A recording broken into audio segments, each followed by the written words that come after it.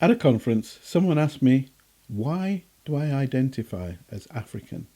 They said, Africans were taken to the Caribbean centuries ago. How is that relevant today? How many times have I heard this question? It ranks alongside, how can you wash your hair? Does your colour come off? Luckily, we were interrupted before I could decide on some kind of respectful answer. But how? How is Africa relevant today?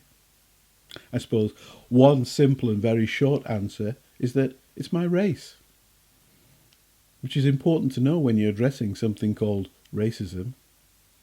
As African is my race, it matters not how long since that race was formed. Not being born in Africa often presents people with a problem accepting that I'm African. Why?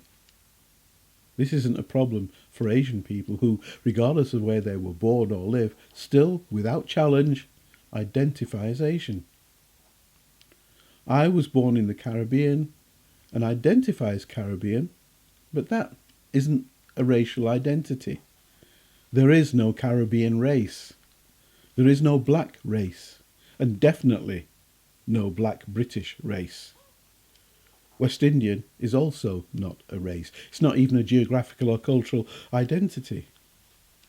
It's simply a misnomer originating by Christopher Columbus in his conceit, having wrongly identified the region as the Indies. Africans were brought to the Caribbean not centuries ago, but over many centuries, and as late as the 20th century. The prejudice we face was developed against Africans, not blacks. And it still is against Africans, not black people, be they British, American, French, Dutch or otherwise. Therefore, identifying as African is how we fight that prejudice, as well as being, the correct racial identity.